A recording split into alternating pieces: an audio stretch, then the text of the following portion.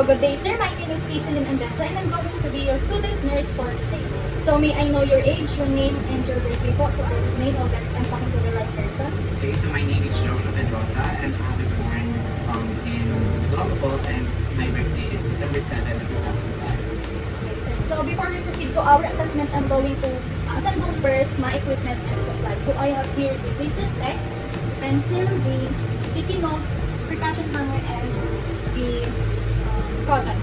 So what we're going to do, sir, is to have an examination to check if there's any abnormalities or concern that we need to focus on. So feel free to ask me any question if you have clarification. Is that okay? Yes, ma'am. So rest assured that all the information that will be gathered today will remain confidential between you and me and our clinical instructor. So first, let's proceed to inspecting methods to avoid the spread of microorganisms.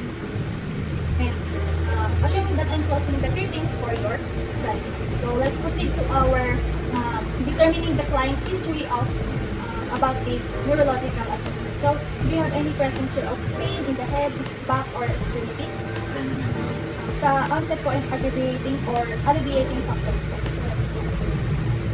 Do you have any disorientation po to time, place, or person?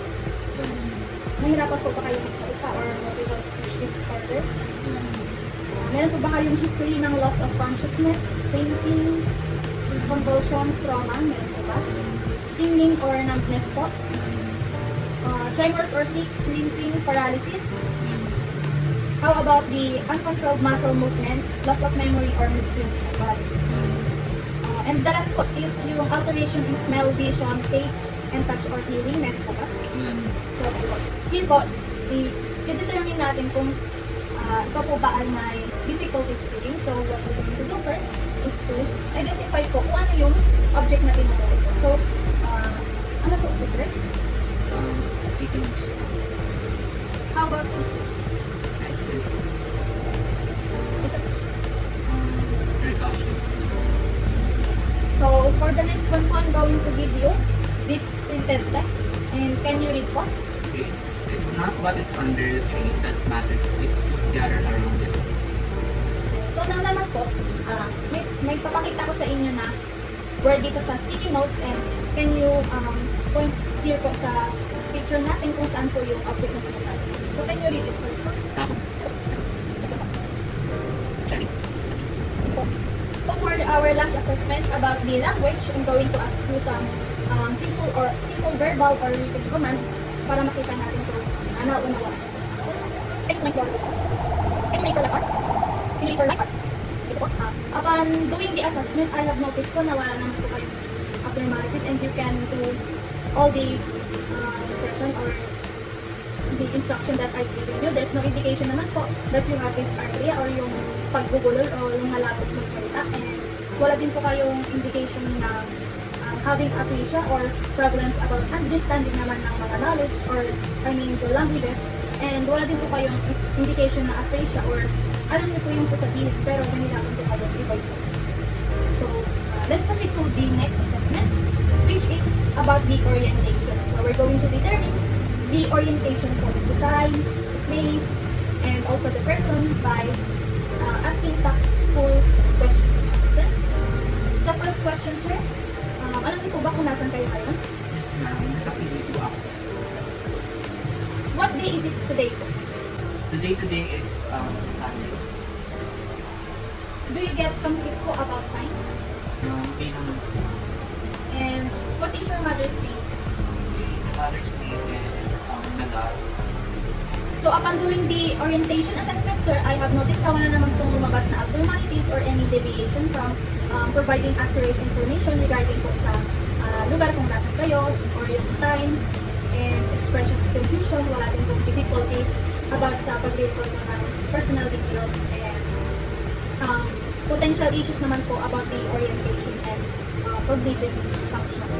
So sir, let's proceed to our next assessment, which is listening for lapses in memory. So I'm going to ask you po about the difficulty with memory. So for number 1, immediate recall, I'm going to repeat a series of numbers until magkamali po kayo to repeat the series correctly.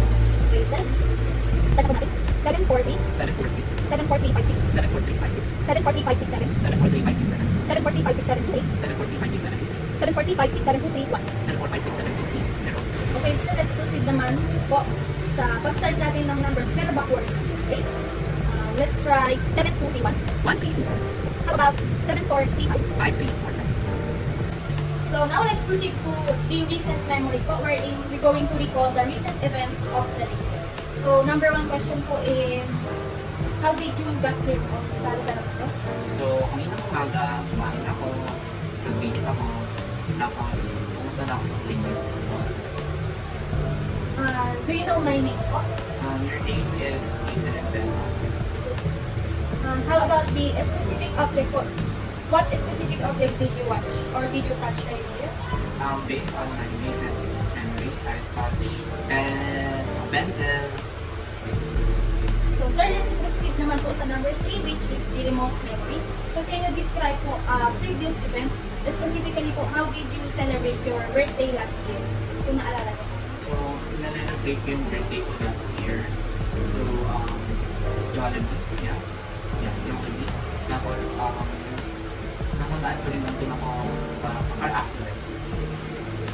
Okay sir, upon the assessment po about the listening for lapses in memory, I have noticed naman po that you don't have any abnormalities such as reduced ability to retain or ulit-ulitin po or recall po yung information immediately.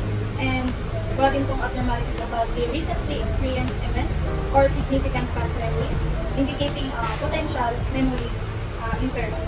Now sir, let's proceed to the attention span and calculation checking wherein we're going to test the ability to concentrate or checking the attention span by asking you po to count backward from 100. So can you calculate po by subtracting 3 progressively from 100?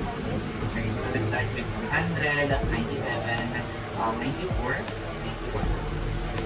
So upon checking po the attention span and calculation, I have noticed naman po that it is normal and there's no indication of having acalculia, which is nahirapan po kayo na mag-calculate ng mga numbers. Wala din po possible indication of poor concentration or impaired attention span. So let's see this. So now sir, upon checking naman the level of consciousness, I have observed naman po that you are alert. There's no indication naman po ng lethargic, stupidous, or coma. So now we're not going to apply the Glasgow coma scale. So let's proceed to testing the reflexes using our percussion hammer, comparing one side of the body with the other to evaluate naman po the symmetry of response. So, i-check po natin is the patellar reflex. This is to check the spinal cord po, level L2, L3, and L4.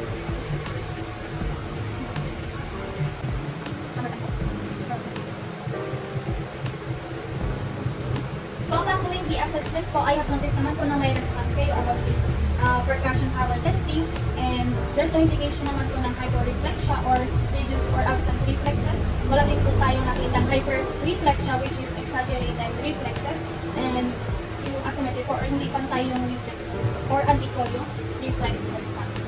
So now let's proceed po to the motor function wherein we're going to check the gross motor and balance test. So can you stand po? And we're going to do the reflex test.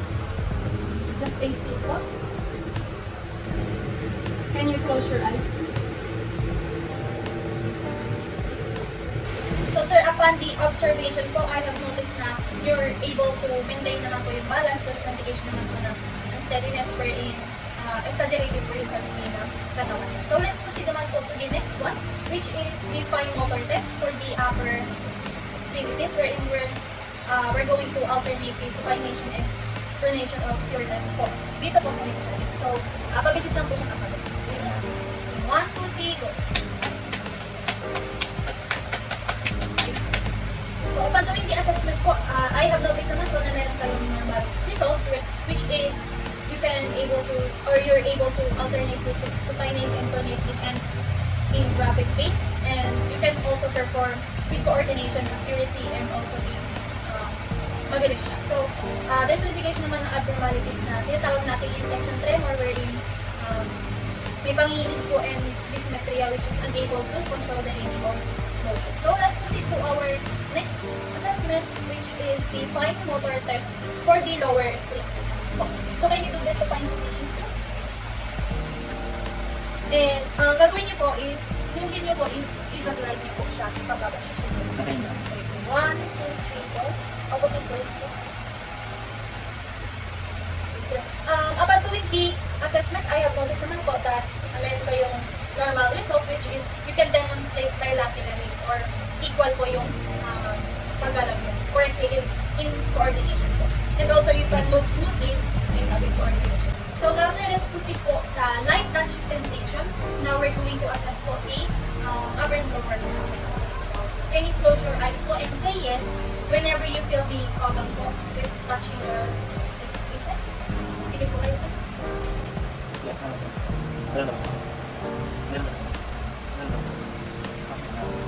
So, upon checking the assessment po, you're able naman to feel the touches or you can sense the touches po. So, there's no indication of anesthesia wherein hindi niyo po nararamdaman yung mga light touches and hyperesthesia, which is excessive sensitivity naman, and hypoesthesia, which is yung numbness po. And paresthesia naman yung tingling na. So, let's proceed to our next one, which is the pain sensation. So, can you close your eyes and say sharp po, dull, or you don't know when the sharp or the dull end of this broken pencil is felt, okay?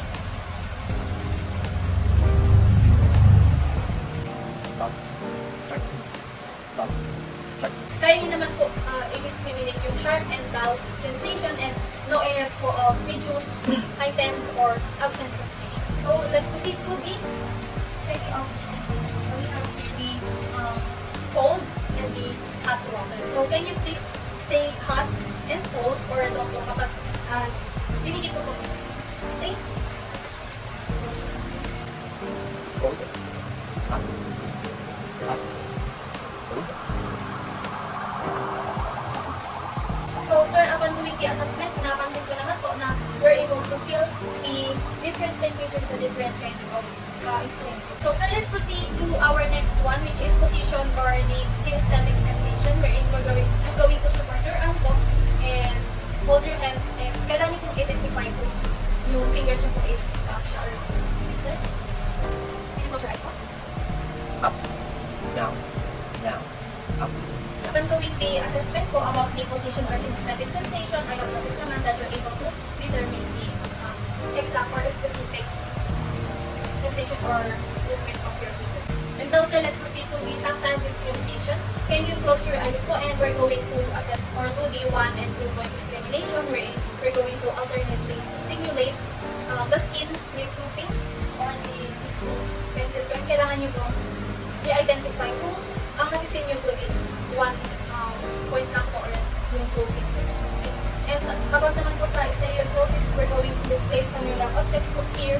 And habang nakapikit po kayo, ay i-identify nyo kung ano yung specific object na pinapahawak ko sa inyo. And for the last one po is extinction phenomenon, wherein simultaneously stimulate 2 symmetric areas, wherein this area po, yung gagamitin natin to check the extinction phenomenon. Okay, sir? So, 1 and 2 point discrimination po muna tayo. Can you close your eyes?